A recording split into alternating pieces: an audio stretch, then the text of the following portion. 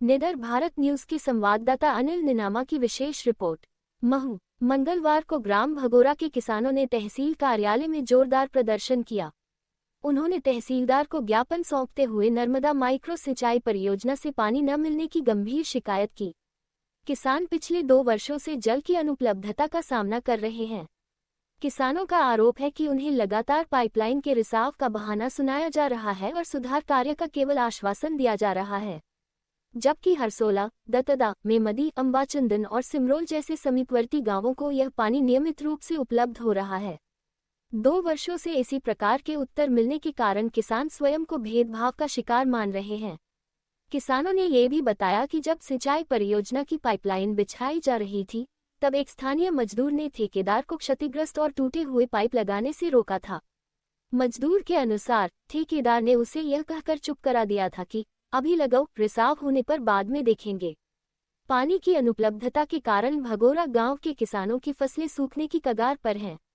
किसानों ने प्रशासन से शीघ्रता से सिंचाई का जल उपलब्ध कराने की अपील की है, ताकि उनकी सूखती फसलों को बचाया जा सके।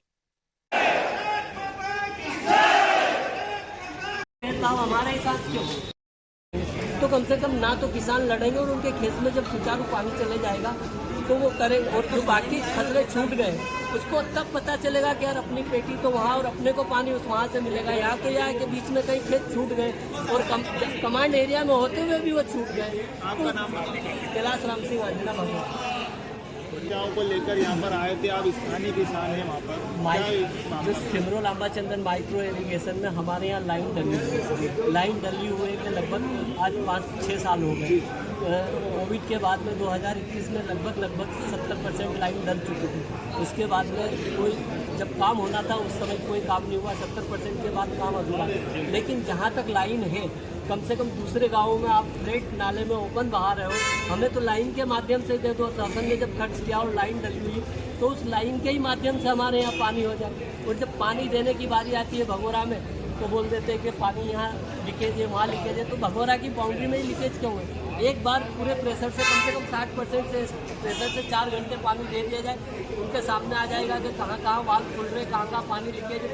उसको 4 दिन में नहीं सुधार दिया जाए, 15 दिन में सुधार दो। एक बार कम से कम पानी को छोड़े। वो फुल 10% प्रेशर से भगोरा में पानी आता है, वहाँ 70% प्रेशर से पानी चलता है, वहाँ कोई लीकेज नहीं होता और 10% प्रेशर में भगोरा में लीकेज हो जाता है। बताया जा रहा है पूर्व में जो लाइन बिछाई गई थी उसमें भ्रष्टाचार भी हुआ है।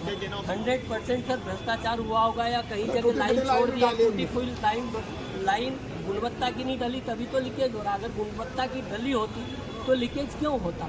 और उसके बाद में हमारे भगोरा में जो इसके कमांड एरिया में कितने खसरे आ रहे, कम से कम उस खसरे का पता तो चले तो उस किसान को उसका अधिकार मालूम पड़े कि नहीं ये मेरा यहाँ अधिकार है और इस अधिकार से मुझे यहाँ पानी मिलेगा। यहाँ के किसानों को तो यही पता नहीं बेचारों को कि इस खसरे में हमारा खसरा कमांड एरिया में है भी कि नहीं। और जिस पेटी से उसमें जो एक पेटी से किसी में 6 पाइप लगे हुए, किसी में 8 पाइप लगे हुए, किसी में 10 पाइप लगे हुए। तो ऐसा कहा जाता है कि एक पाइप से 8 से 10 बीघे जमीन आई।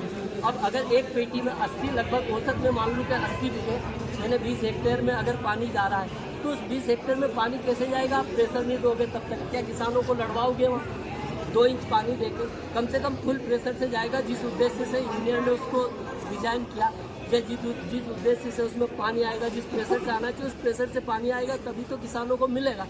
और किस किसान को किस मतलब जो पाइपलाइन दी है उसमें